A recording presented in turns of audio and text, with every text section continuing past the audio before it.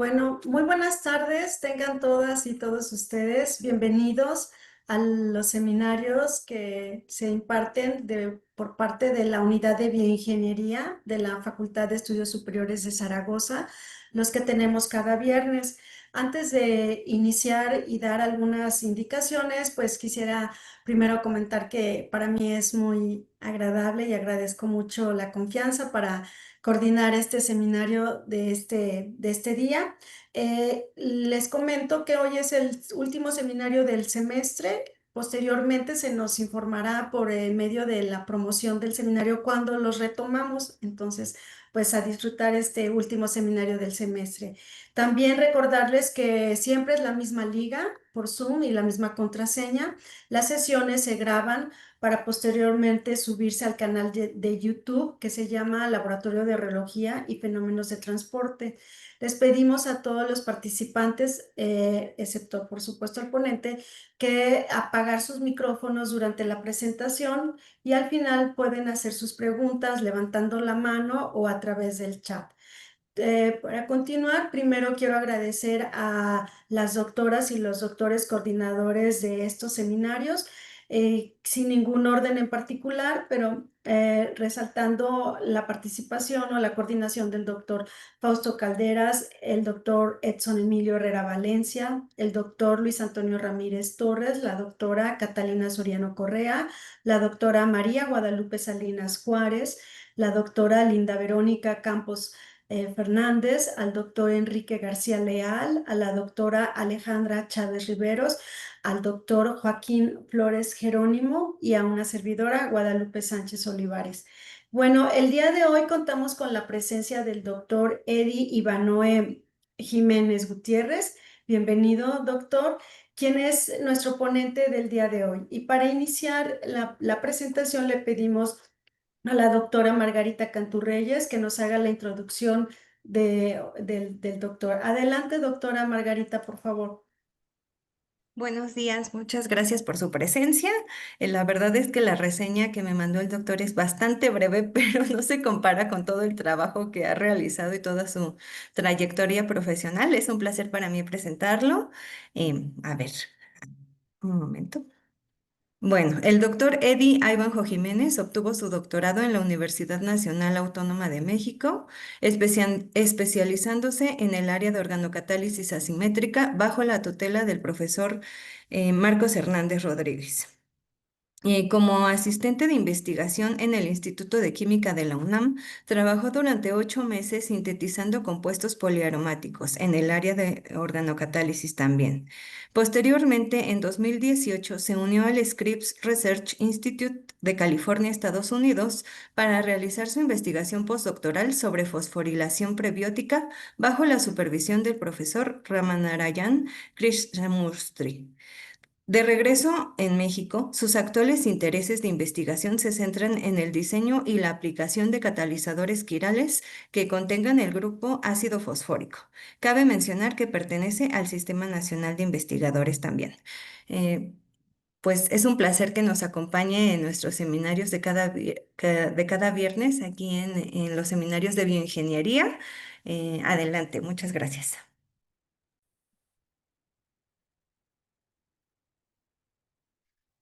Bueno, buenas tardes a todos. Primero que nada, gracias por la invitación.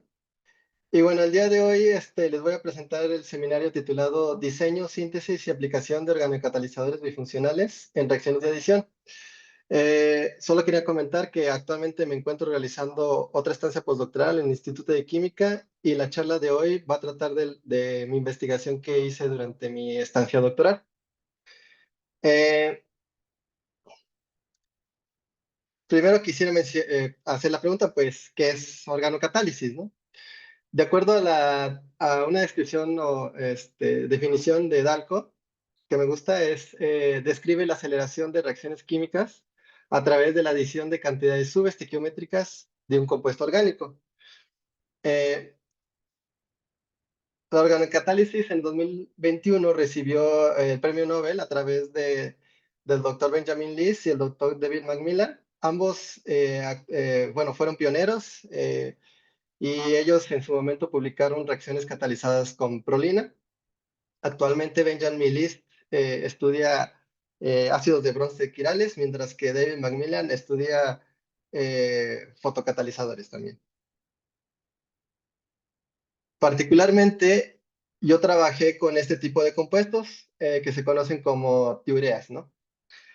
Y más particularmente en algo que se llama catálisis bifuncional.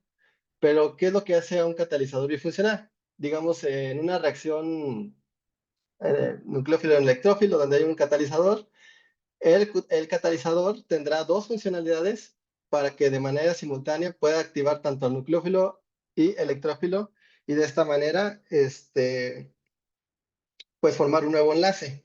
En el caso de las tiureas, por ejemplo, suelen utilizar los enlaces nitrógeno-hidrógeno para hacer enlaces de hidrógeno con electrófilos, mientras que la amina como una base suele desprotonar el nucleófilo y esta es la que dirige el ataque. Aquí, como vemos, ambos sustratos están siendo activados simultáneamente y la adición, al ser un catalizador que presenta quiralidad, pues espera que el producto también tenga pues cierta quiralidad, ¿no?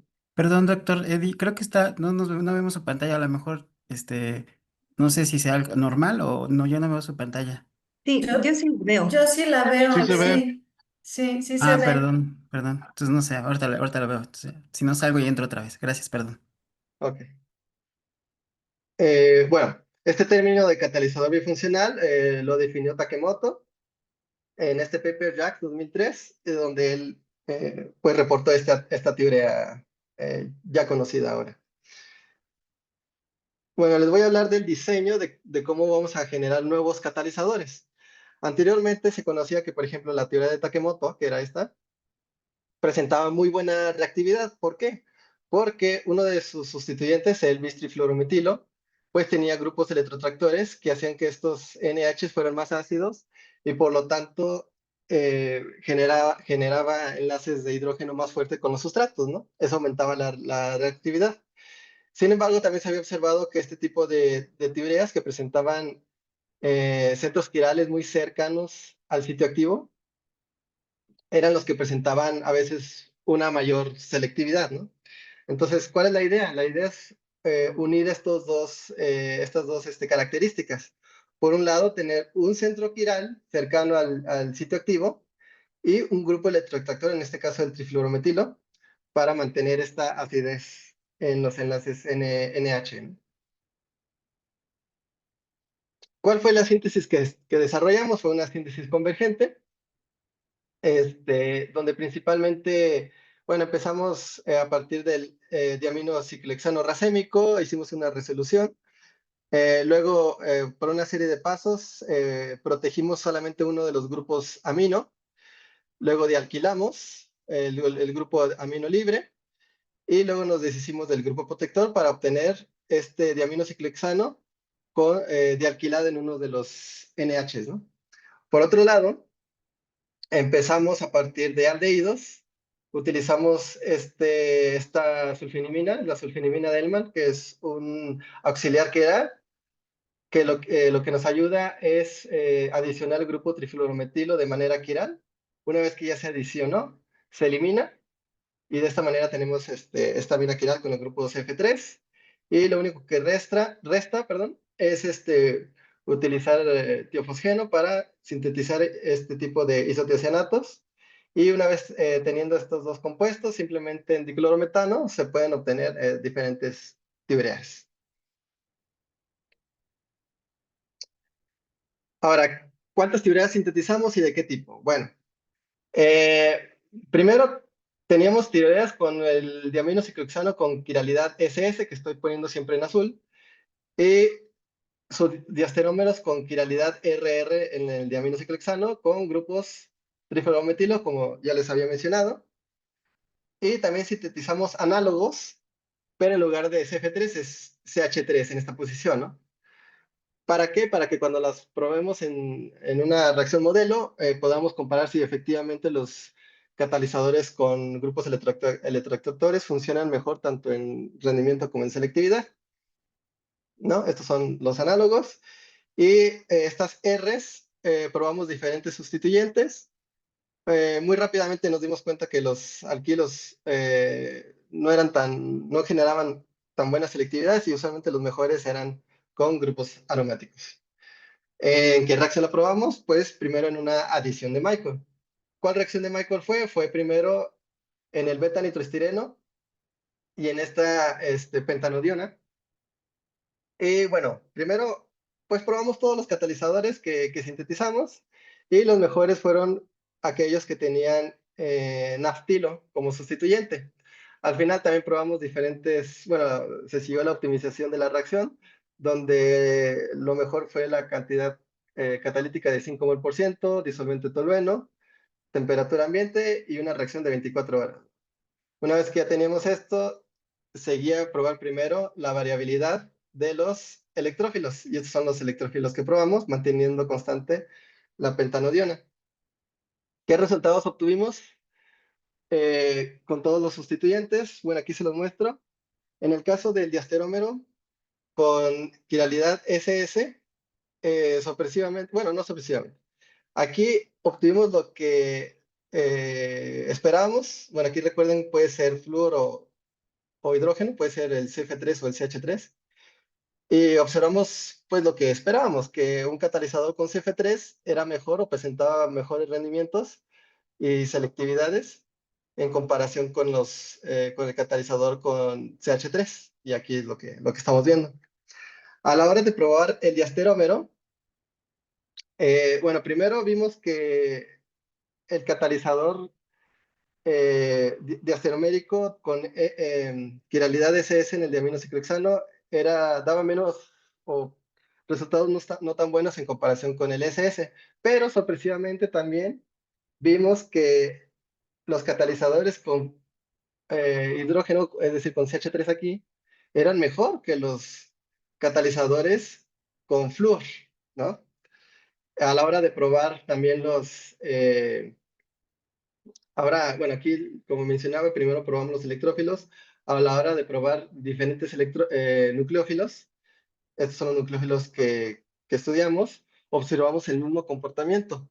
Por un lado, catalizadores con quiralidad SS, que los de fluoros eran mejor que los de hidrógeno, que CF3 era mejor que CH3, pero el otro diasterómero, CH3 era mejor que CF3, ¿no? En este punto, la pregunta es, ¿por qué? O sea, es un comportamiento algo extraño. Para esto quisiera hacer como un estudio primero tridimensional, ¿no?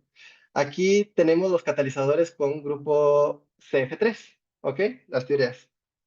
Si los observáramos desde la parte de arriba, veríamos que este es el azufre, las bolitas estas en azul serían los nitrógenos. Aquí tenemos el ciclohexano y enfrente tenemos la amina, ¿no? La de alquilamina.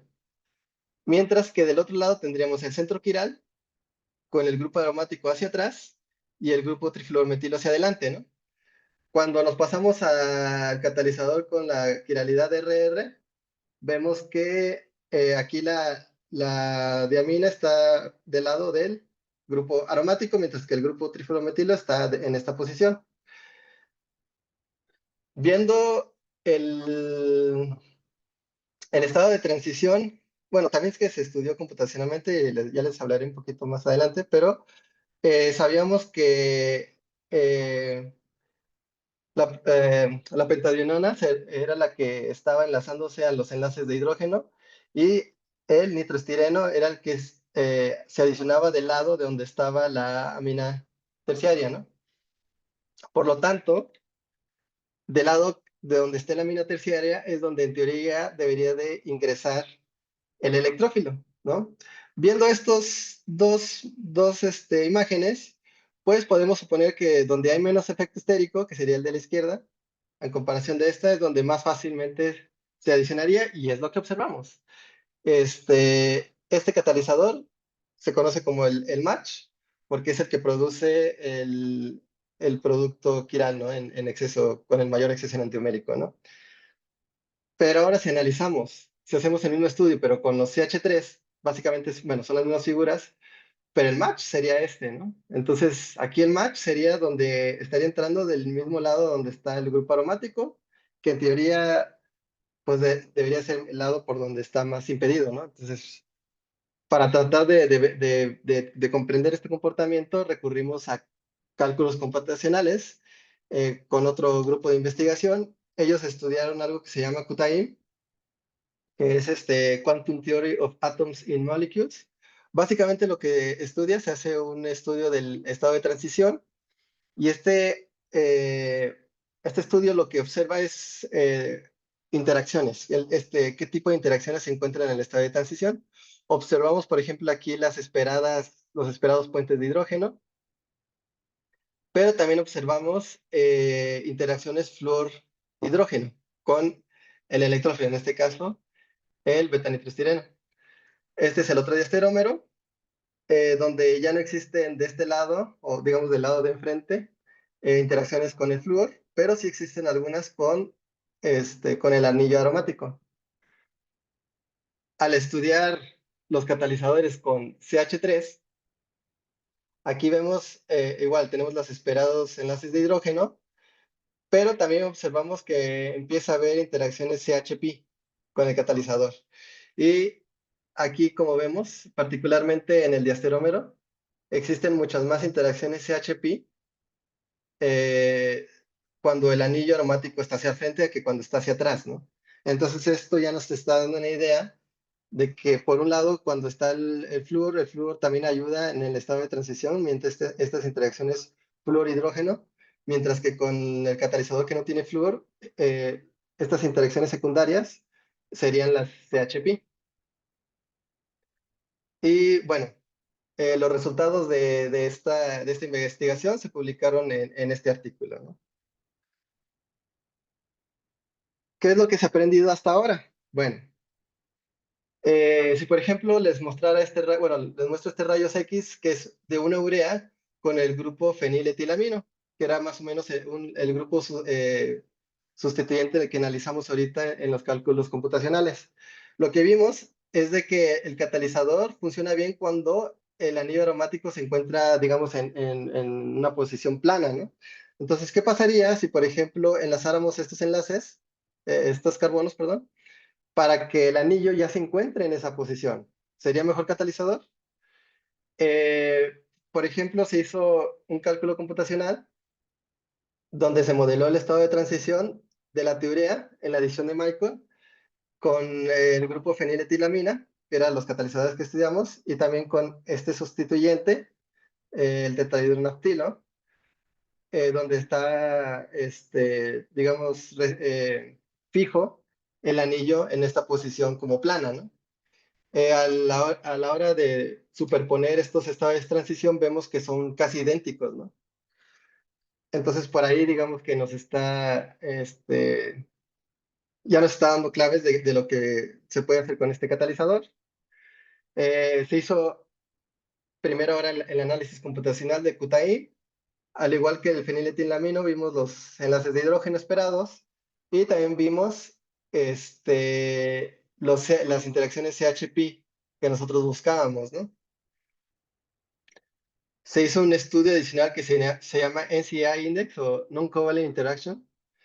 Esta imagen se ve muy complicada, pero en realidad nos dice algo muy simple. Estas superficies que aparecen entre diferentes enlaces nos dice si existe una interacción no covalente.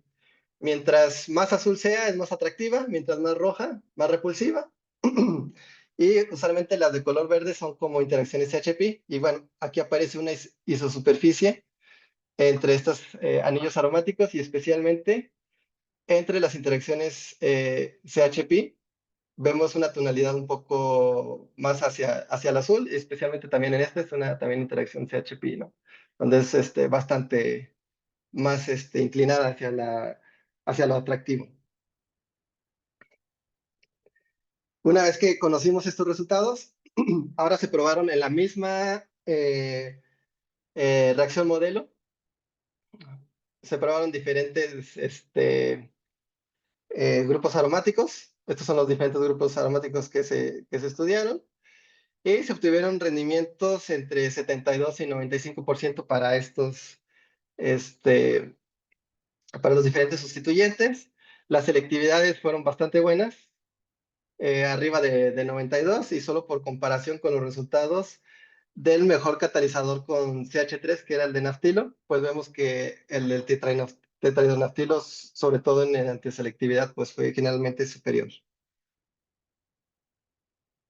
A la hora de probar también diferentes nucleófilos ahora, también tenemos en este caso mejores rendimientos y también bastantes muy buenas selectividades, y al igual en comparación con con un catalizador de CH3, el mejor en ese momento, pues vemos que es superior el catalizador con tetrahidronaftilo. Y estos resultados se publicaron en el Catalysis Science and Technology. Finalmente estudiamos otra reacción, la resolución cinética dinámica. Para esto me gustaría explicar qué es la resolución cinética dinámica primero. Supongamos que tenemos, esta reacción la probamos en reacciones de aslactonas, que son estas moléculas. Supongamos que tenemos una mezcla racémica, entonces tendremos 50 y 50% de cada enantiómero. Al hacerlo reaccionar, por ejemplo, con un alcohol, el alcohol va a atacar al carbonilo y va a abrir las lactonas y va a generar estas especies, ¿no? Como es racémico, es de esperarse que los productos también sean 50 y 50%. A la hora de hacer esta reacción en presencia de un catalizador chiral, el catalizador va a reconocer mucho más rápido a un enantiómero sobre el otro, ¿no? A un catalizador sobre el otro. Y en teoría, suponiendo que este sea infinitamente más rápido que idealmente se obtendría solamente un 50% de producto, mientras que el otro 50% sería la materia prima que no reaccionó. Eso sería una resolución cinética. En este caso, es una resolución cinética dinámica. ¿Por qué es dinámica? Porque el catalizador, al tener también un grupo amino por ahí, una funcionalidad básica, puede desprotonar esta especie para hacer esto aromático, y por lo tanto se regenera una mezcla racémica, ¿no? Eh, en ese momento, cuando se regenera esa mezcla racémica, otra vez el catalizador reconoce principalmente a un enantiomer sobre otro y empieza a enriquecer este compuesto, ¿no? Idealmente la reacción de abajo no existe, y por lo tanto, idealmente tendríamos una reacción no solo del 50%, sino de un 100%, ¿no? De producto, ¿no? Porque se consumiría también todo el enantiómero, que eventualmente se convertiría en el enantiómero que el catalizador reconoce. Bueno, la reacción modelo que estudiamos empezamos con esta lactona y el alcohol alílico. Probamos hicimos una larga optimización, cambiar disolvente, carga catalítica, temperatura, equivalentes de agua, y lo máximo que obtuvimos, primero, el mejor catalizador fue este de CF3 con astilo, y el rendimiento y la antiselectividad máxima fue de 85% y de 72% de excesión antiomérico. A la hora de cambiar el alcohol, de pasar de un alílico a un bencílico, estos resultados cambiaron al 92% de rendimiento y 78% de selectividad, ¿no? De exceso antiomérico. Lo único que quedaba era probar diferentes alactonas con el alcohol alílico con ese catalizador. E hicimos la comparación de los catalizadores con CF3 y CH3, ¿no? Estos primer grupo de sustratos es cuando N es igual a 0, es decir, la R está directamente enlazada aquí. Y vemos que tenemos de moderadas a buenas selectividades, perdón, rendimientos, que son los de color amarillo, mientras que las selectividades son moderadas, ¿no? Y bueno, en el caso del fenilo, vemos un rendimiento y una selectividad baja. Luego probamos aslactonas, donde la N es igual a 1, tenemos un CH2, y luego tenemos un grupo aromático, un fenilo, con diferentes sustituyentes. Aquí también tenemos, solo en el caso del nitro, bajas rendimientos, que son los amarillos. Y bueno, también los H3. Y en el caso de estos dos sustituyentes, mejores rendimientos, pero seguimos con selectividades moderadas en ambos casos. Otra cosa que vimos particularmente es que cuando los anillos tenían sustituyentes en la posición 2, teníamos ya sea rendimientos o selectividades bajas o moderadas, ¿no? Y otro tipo de anillos, además del fenilo, fue el naftilo y el tiofenilo, donde teníamos buenos rendimientos, pero malas selectividades, ¿no? Al analizar todos estos resultados, pues vemos primero que aquí no se cumple que el CF3 sea mejor que el CH3. El CH3 en algunos casos es mejor. Y lo mismo los rendimientos, ¿no? Entonces, ¿por qué? ¿Por qué en el caso de las otras dos reacciones, de los otros dos artículos, cuando era la adición de Michael, ahí sí el CF3 generalmente era mejor que el CH3 y aquí no, ¿no? Llegamos a la conclusión, primero, he sabido que hay dos tipos de estados de transición, dos conocidos. Generalmente, bueno, el reportado por Takemoto y el reportado por Papay. ¿Cuál es la diferencia? Bueno, usualmente en el de Takemoto, que fue el primero, él considera que el electrófilo es el que se puede enlazar ya sea de uno o dos enlaces de hidrógeno en la tiurea, y es la mina terciaria la que desprotona el nucleófilo para la adición. Sin embargo, Papay, años después, hizo otros estudios computacionales donde el nucleófilo primero se desprotona por la mina terciaria, el nucleófilo se enlaza mediante enlaces de hidrógeno a los NHs, y luego es el electrófilo, porque este se convierte en ion amonio con el que dirige la reacción. A nosotros al hacer algunos estudios computacionales con las alactonas, se modelaron tanto Takemoto y Papais y observamos que en el caso de las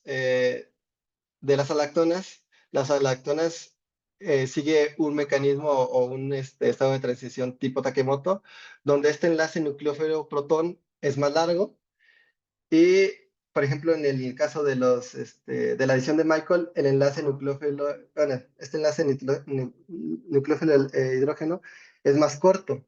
¿Qué nos dice eso? Bueno, por ejemplo, en el de las lactonas, tanto el nucleófilo como el electrófilo están mucho más alejados de este centro quiral. Por lo tanto, este centro quiral no influye tanto en la selectividad en comparación con donde el nucleófilo sí está más pegado o está más orientado hacia este centro quiral, ¿no? Por lo tanto, bueno, la conclusión fue de que, dados los sustratos, la apertura de las lactonas no sigue un mecanismo de Papay, sigue un mecanismo de Takemoto, y eso explica quizá las selectividades moderadas. Los resultados se publicaron en este artículo. Aquí también trabajó la doctora Margarita Cantú. Eh, y bueno, muchas gracias. Con esto termino mi presentación. Agradezco mucho la invitación, especialmente a la doctora Alejandra Chávez Riveros y a la doctora Margarita Cantú. Si tienen preguntas, con mucho gusto. Muchas gracias, doctor Eddie. Muchas gracias por su presentación. Realmente es muy interesante. Bueno, hizo un resumen. Seguramente le llevó muchos años todos estos resultados. Le entendí que es parte de su postdoctorado o su doctorado. Disculpe, ya no entendí bien el trabajo que nos acaba de presentar. Lo que les presento es mi trabajo de doctorado, Ah, de que, doctorado. que Sí. hice en el laboratorio del doctor Marcos Hernández Rodríguez, en el Instituto de Ah. Química. Ah, sí, gracias, muchas gracias por la aclaración.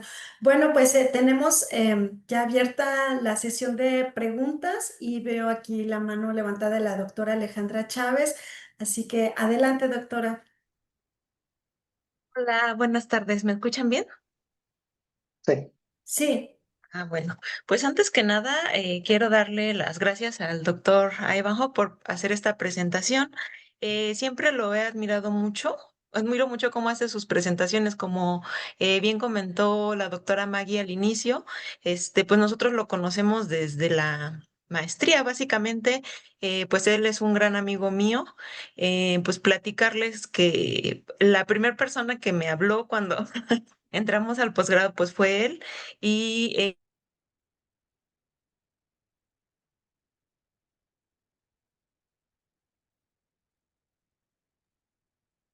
¿Me escuchan? Creo que se detuvo. La de la doctora, ¿verdad? Doctora Sí, Alejandra, ¿nos escucha? Parece que se congeló la imagen de usted. Creo que ya no nos oye, ¿verdad? Sí, creo que No, la doctora se perdió. se perdió. Bueno, espero que vuelva a reconectarse. Mientras tanto, tenemos la mano levantada del doctor Edson. Adelante, doctor.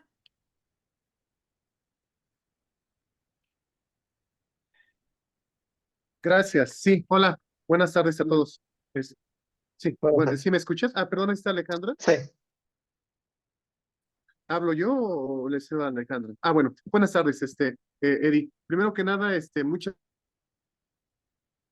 gracias por presentar esto. Me parece muy interesante. Muchísimas gracias. No soy ingeniero químico, no soy químico, sobre todo la síntesis, los mecanismos de reacción. Y la pregunta que le hacía ahorita, por ejemplo, a mi colega, el doctor Fausto, ¿cómo sabes tú? O sea, ¿cuáles son las pruebas básicas para saber que un catalizador es mejor que otro? O sea, es decir, se hacen pruebas de qué tipo, yo podría decirte, este catalizador, esta reacción es mejor que otra reacción. ¿Qué se compara? Perdón si es muy básica la pregunta, ¿eh? sí. No, está bien. A ver.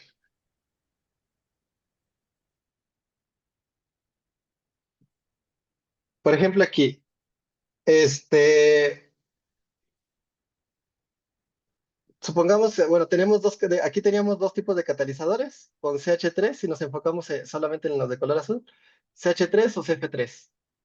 En el caso de los CF3, vemos que los rendimientos son mejores. Hay un rango de 57 al 96 que es superior o tiende más hacia lo superior con respecto de 18 a 86. Mientras que la selectividad es del 76 al 96 de excesión antiumérico con respecto del análogo, ¿no? 76-85, esta todavía tiende más hacia arriba. Eh, ¿Qué es lo que siempre se tiene que comparar con algo? Aquí, por ejemplo, estamos comparando nada más entre el CH3 y el CF3 de nuestros mismos catalizadores.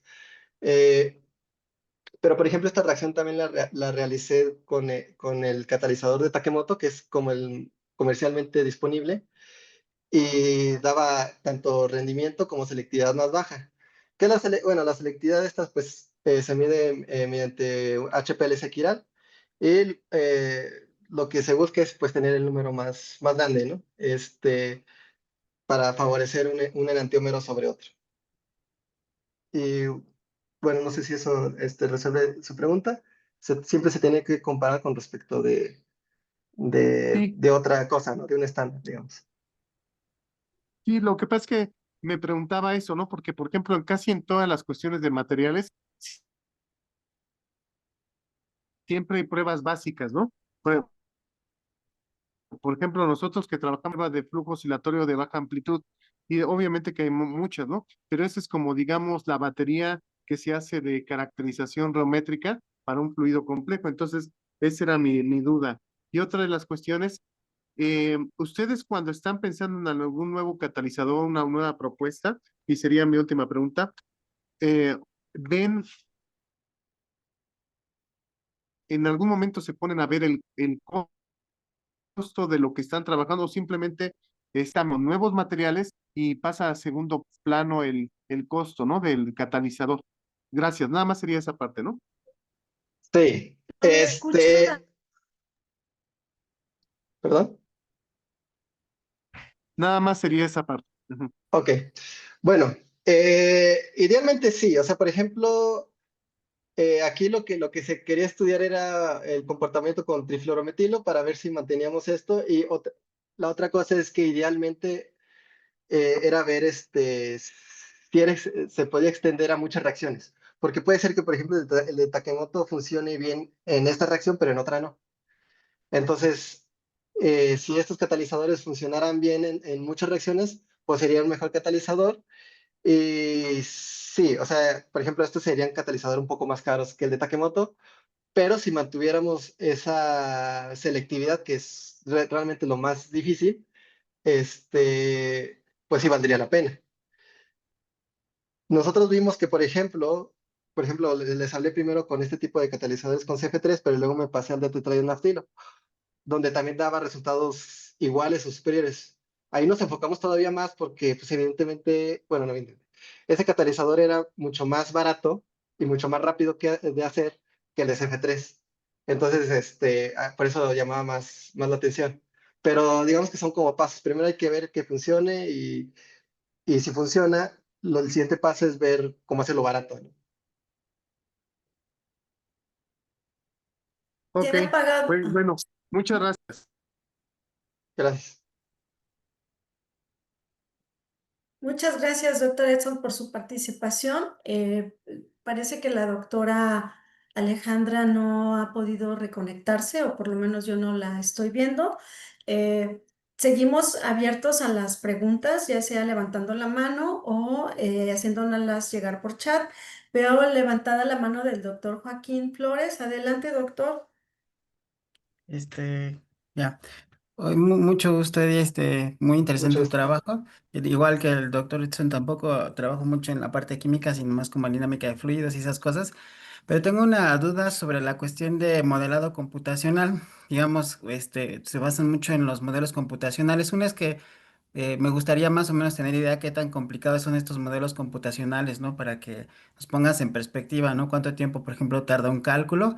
Y la otra es, una vez que tienes ya los resultados de los modelos computacionales, ¿qué tan confiables son? O sea, ya cuando lo llevas digamos, a la parte experimental, dirías, nos da una muy buena idea, una idea muy general o nos da simplemente como indicios, como que qué tan confiables son los modelos computacionales comparados ya con un catalizador en la vida real, ¿no? Sí. Mientras la molécula sea más grande, es más difícil, básicamente, y se tarda más tiempo, ¿no? En el caso de estas especies, recuerdo que se tardaban como de 1 a 3 días en una supercomputadora, ¿no? La mayoría era como un día. Había casos especiales ahí que se tardaban más. Eh, Usualmente lo que se calcula, o sea, lo que todos los teóricos buscan es principalmente el estado de transición, o sea, para obtener a ver, déjame ver. Creo que tengo una diapositiva.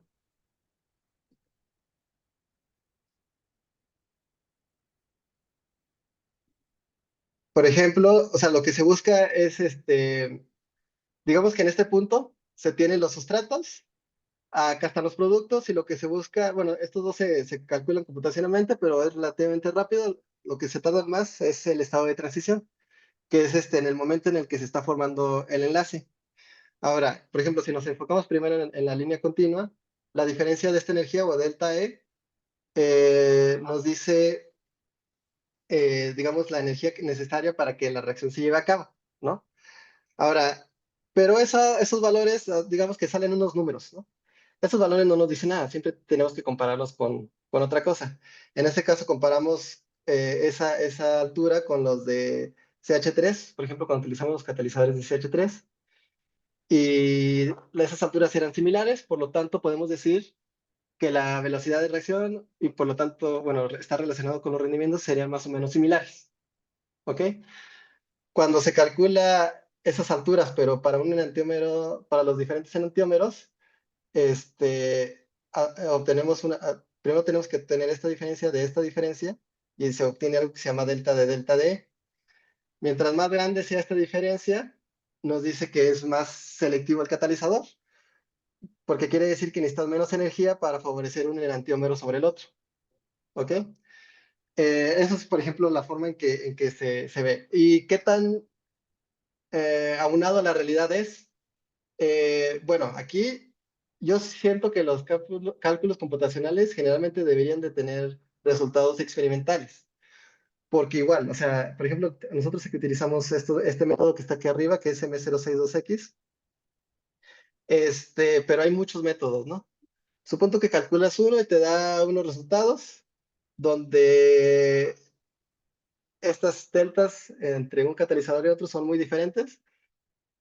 Si no tienes el cálculo, si no tienes el experimento, no puedes saber si te está diciendo algo. Pero si tienes el experimento y ves que los resultados son similares, entonces puedes decir, ah, bueno, el método ya se está pareciendo a lo que estoy observando.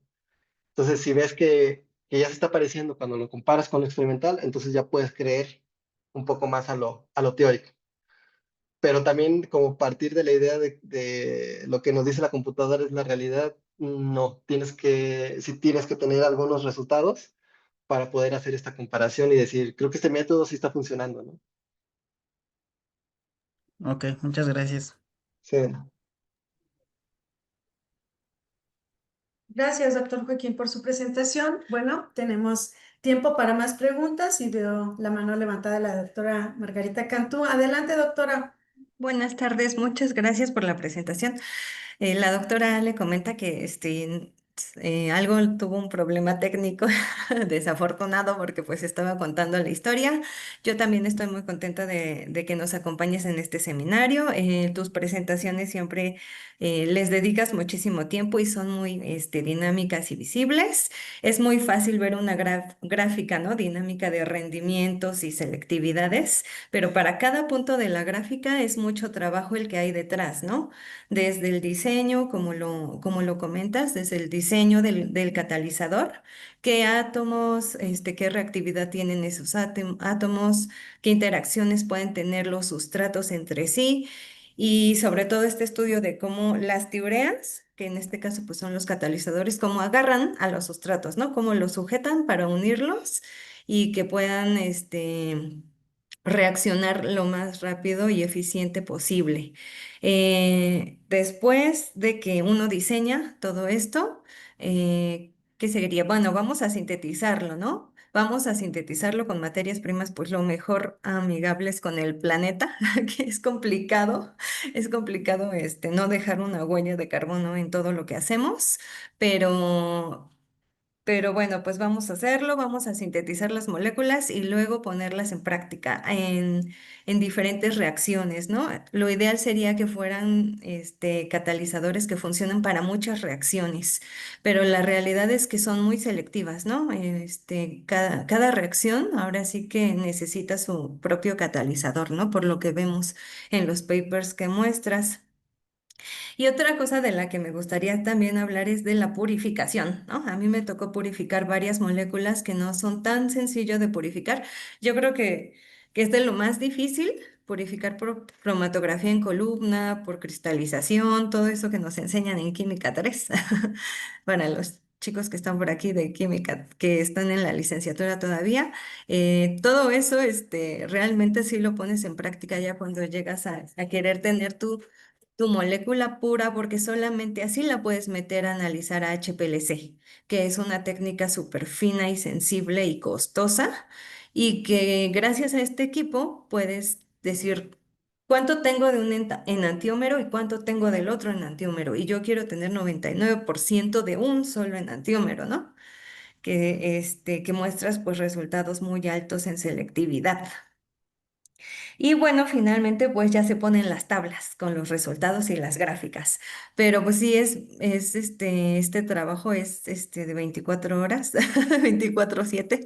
Es muy pesado en el laboratorio y muy frustrante cuando te tardas tanto en sintetizar una molécula y no funciona, ¿no? Y le tienes que buscar otra aplicación. Y por eso, pues aquí que hay muchos químicos teóricos, ¿no? También como la doctora Linda, la doctora Catalina, que ellas hacen estudios computacionales y que cada vez tenemos que hacer más equipo para ver si es posible. A ver, esa sí sería una pregunta muy interesante, si de verdad es posible que hacer el estudio computacional primero, que es la teoría, ¿no? Es lo que dicen, pues ¿para qué gastas en comprar reactivos si no sabes si verdaderamente te va a funcionar? ¿Qué tan predecible puede ser esta química computacional y sobre todo en catálisis, como lo muestras? Por favor. Eh, yo siento que es difícil tener el estudio computacional primero. En el caso del tetraenaftilo, se hicieron los estudios computacionales primero y luego la reacción, pero aquí la cuestión es de que esta reacción ya la habíamos estudiado con los otros catalizadores y ya teníamos más o menos un conocimiento previo, ¿no? De qué cálculos hacer, por ejemplo, aquí el QTAIM. este, para que también fueran, ¿cómo se llama? Comparables, ¿no? Pero yo siento que es que en la computadora puede salir cualquier número, pero no, si no hay un experimento, no sabemos realmente si, qué era lo que preguntaban. No sabemos si se pueden comparar o si nos dicen cierta información. Claro, hay reacciones o cosas que es difícil y lo único que tenemos es lo teórico, bueno, es lo computacional y es lo que conocemos hasta ese momento, pero si en un punto dado hay un experimento y, y contradice lo que se tenía, eso va a pasar a segundo plano. Este, y bueno, eso es lo que pienso de los cálculos teóricos. Creo que funcionan después de, o sea, lo ideal sería antes, pero no son tan así, porque recordemos que todos son aproximaciones, ¿no? Trabajan con aproximación. Ujú. Sí, también sí, el disolvente, ¿no? La molécula del disolvente que también participa, ¿no? También participa en esto, en estas asociaciones, porque son aductos supramoleculares. Entonces, Sí, meter más moléculas a cálculos, por lo poco que sé, es más tardado y complicado. sí, esto, como bien dices, esta es una molécula aislada en el espacio, ¿no? Pero pues, cómo esto influye en las demás y cómo influyen los disolventes, eso también, sí. Ujú.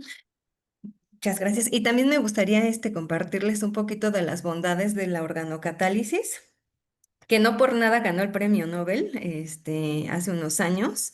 Estas moléculas son muy amigables con el medio ambiente en el sentido de que no se descomponen. O sea, no es de que las sintetices y las tengas que guardar en condiciones muy rígidas de temperatura, de presión, o guardarlas en el congelador o en el refri. Se pueden dejar ahora sí que en un frasquito en tu mesa y no tiene por qué descomponerse el catalizador. Y además, por ejemplo, muchos de los catalizadores son de sustratos que ya están en la naturaleza, como los aminoácidos, ¿no? Como la prolina, que trabajó mucho Macmillan, derivados de la prolina. La prolina es muy económica, la L-prolina principalmente.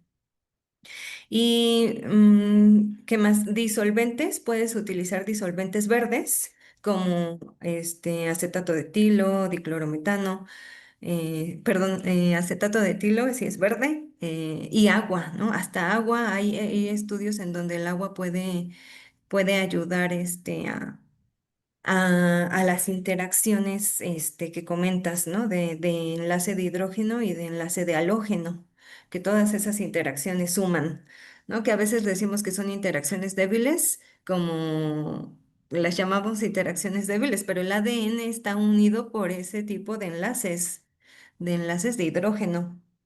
Entonces ahí está el costo, utilizar disolventes verdes, no se necesitan condiciones especiales para trabajar con estos catalizadores. ¿Algo más? ¿Alguna bondad más? Estoy con el micrófono apagado. No, sí, sí, sí.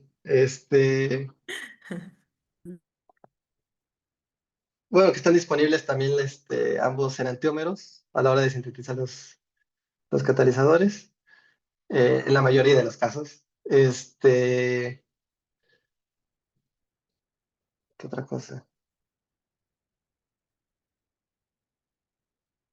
Pues no, creo que ya mencionaste casi todas las bondades. Bueno, también quisiera mencionar que no todo es lo mejor. O sea, existen tres pilares de catalizadores para síntesis asimétrica, que son las enzimas, los catalizadores con ligantes quirales y la organocatálisis, ¿no? Cada uno tiene ventajas y desventajas. Ahorita mencionamos que luego solemos elevar mucho cierta área. Por ejemplo, desventajas que tiene la organocatálisis. Por ejemplo, las cargas catalíticas, por ejemplo, de las enzimas es a veces hasta de partes por millón o 0.01% todavía muy pequeño.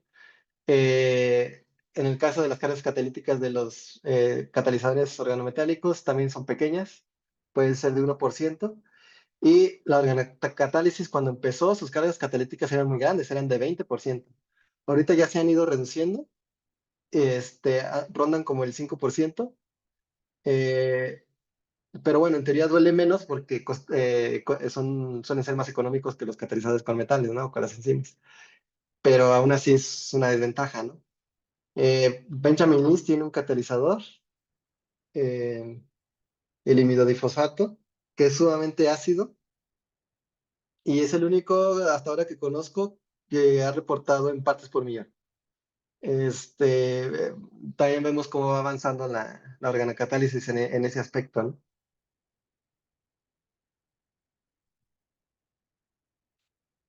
Y bueno, no sé si alguien más tiene alguna duda. Muchísimas gracias. Sí, doctor. Gracias, doctora Margarita, por su participación. No sé si alguien tenga alguna otra duda, algún otro comentario que guste hacer. Bueno, mientras se animan, yo sí tengo una pregunta, doctor. Eh, es igual, quizás muy básica, pero precisamente por lo que estaba comentando la doctora Margarita Cantú, todo lo que implica esta síntesis de organocatalizadores bifuncionales, todo el trabajo y, bueno, todo lo que ya mencionó, los cuidados, tiempo, esfuerzo, todo. ¿Cómo es el proceso de llevar esta síntesis de laboratorio a escalar estos tipos de síntesis? Digamos, una vez que haya pasado, como le comentaba el doctor Edson, usted, de que, bueno, tendrían que checar como que el costo-beneficio, ¿no? O que si ya se hiciera barato, pero suponiendo, digo, por todas las bondades que estaban mencionando, suponiendo que sí puede ser más costoso, pero los beneficios son mayores, entonces el costo-beneficio dice que sí es una buena síntesis este tipo de catalizadores. ¿Cómo es el proceso de escalar estas reacciones? Y dos, ¿cómo está la situación en México ya a nivel industrial de la síntesis de catalizadores en general y qué perspectivas o qué futuro tendría este tipo de síntesis en México? Por favor. Sí, en el caso, a ver, primero pasemos a lo que me preguntaba de industrial, ¿no? Suponiendo que se encuentra que en el laboratorio para una reacción que estamos buscando en particular, resulta muy bien con este catalizador. Lo siguiente es escalarlo. Usualmente se escala en el laboratorio, pero aún así se escala como a lo mucho 5 gramos, 10 gramos, ¿no? Pero ya a nivel industrial, se sigue haciendo investigación. Lo más común que he visto yo es de que, por ejemplo, a este catalizador en alguna otra posición le agregan un soporte sólido, que usualmente pueden ser polímeros y se lo pegan aquí, de tal manera que tienen, digamos, un material con el catalizador que, que se puede meter bueno, en algo que se llama, bueno, algo que se conoce el área de química de flujo. La química de flujo es esta reacción que ocurre a través de ductos. Usualmente se bombea el reactivo A por, digamos, por una manguera, digamos, y por otro, el reactivo B, el sustrato, y luego ya se unen y luego ocurre la reacción. Si se necesita el catalizador va a estar soportado en este material polimérico y se empaca como en este tipo de columnas de HPLC y entonces los sustratos llegan y pasan a través de este material. Ahí es donde se lleva a cabo la reacción y luego ya sale el producto sin el catalizador y puede pasar y pasar y pasar. Y en escala grande, o sea, porque usualmente la química de flujo se lleva en ductos pequeñitos así y nada más se pasan por mililitros y así, pero por ejemplo he visto que en industrial estos ductos son como los espirales de un rotavapor, un poco más grandes, este, y los soportes sólidos están como en columnas tipo HPLC, pero tubos un poco más grandes. Y bueno, se inyectan a presión y pasan por ahí y ya sale pues el producto, ¿no? En cantidades grandes, ¿no? Porque puede estar constantemente pasando por ahí. Eso, el soporte sólido creo que es lo más, digamos, a lo más industrial o el siguiente paso para pasar a lo industrial. ¿Cómo está en México? Bueno, no nomás en México, pero en el mundo la mayoría, creo que son, a ver, ¿cuánto era? No creo que el 90% o casi hasta el 90% de las reacciones se necesita de algún tipo de catalizador. No me acuerdo exactamente el porcentaje, pero era bastante alto. Pero eso es en todo el mundo. Eh, los organocatalizadores en particular, pues tienen menos tiempo, ¿no? Son los últimos que se descubrieron, por ahí por el 2000. Cada vez se están utilizando más en la industria. En particular en México sé que hay varios grupos de investigación estudiando esta área, pero la verdad yo desconozco en la industria cómo se están aplicando. No dudo que sí se aplican, eso sí, pero exactamente no sé, la verdad, qué tanto los están utilizando. Porque finalmente México no es un país tanto de investigación, sino de manufactura, ¿no? Entonces, ahí estamos todavía, creo que un poco atrasados y es algo que falta en el país. Este, pero no dudo o sea, pues cada vez se van a ir incrementando más. Sí, entiendo. Muchas gracias por su respuesta. Bueno, pues ya estamos en tiempo para finalizar el seminario del día de hoy.